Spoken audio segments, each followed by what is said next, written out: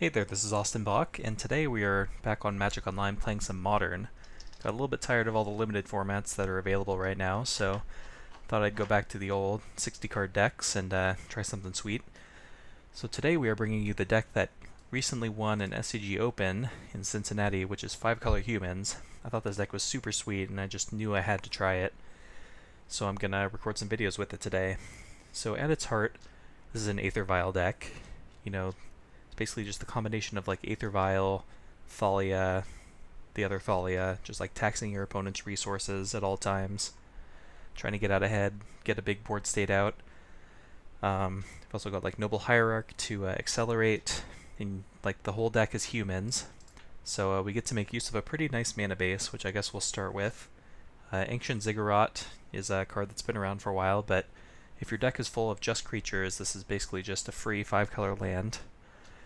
Cavernous Souls, once again, if you're willing to commit fully to humans, it's another 5-color land.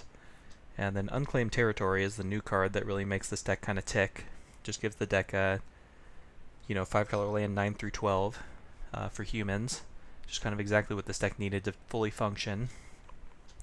The other new card this deck gained was Kitesail Freebooter, which is, I believe, the only black card in the deck, except maybe some sideboard cards. But it's a human that also allows you to just interact with your opponent's hand and keep up the theme of disrupting your opponent and keeping them off balance for just long enough to get the job done. And then the combination of Champion of the Parish and Mantis Rider can just end games super fast, because even though we are looking to disrupt our opponent, there's a lot of powerful things in the modern format, so you really need to try to close games out quickly even when you're disrupting them, which is the reason why there's an aggressive slant to this deck. I was kind of a doubter of Mantis Rider when I first saw the deck, but after playing a few matches with this deck, I really understood how important this is, because you really want to close games out fast. I think Mantis Rider is actually pretty well positioned in the format right now. It didn't used to be very playable because of Lightning Bolt, but recently people have been kind of eschewing Lightning Bolt in favor of Fatal Push, which Mantis Rider matches up much better with. So I'm excited to try it out today. The main reason I'm excited about this deck is Meddling Mage, which I think is a criminally underplayed card in Modern right now. Just the ability to disrupt basically every deck. It really rewards good intuition about what every deck is up to, so you can name basically whatever the most problematic card is at any time. It's a very skill testing card, so I'm a big fan of it, and I think it's also pretty well positioned in Modern right now, because everyone's doing such powerful linear things. Just something like a minor effect like this can really annoy an opponent's plans. And then other than that, just the Thalia's Lieutenants and the Mayor of Aberbrooks to continue the theme of going wide with tiny value creatures and getting the opponent dead. So, pretty straightforward deck other than the crazy mana base. Also got Reflector Mage to round things out for matchups when you need to interact with the opponent's creatures. The sideboard is also just mono creatures, literally 15 creatures. The only difference between my version of the deck and the version that Collins Mullins used to win the event, is that I was unable to track down, what's it called? Zathrid Necromancer. Let's just pull that up really quick so you can read it. I scoured every bot on Modo, and I just could not find any copies of it.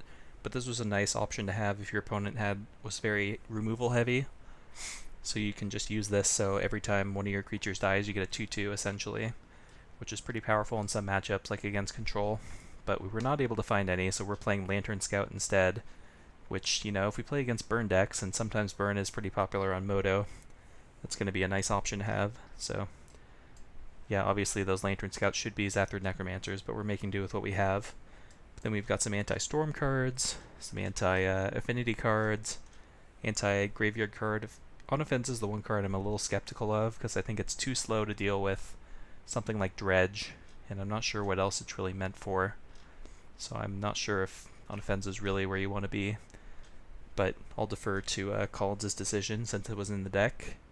Then some Tireless Trackers, which could also be Dark Confidants, but I didn't feel like buying Dark Confidants, so I stuck with the Trackers, even though I think Dark Confidant might be better, because you'll notice how 3-drop heavy this sideboard is.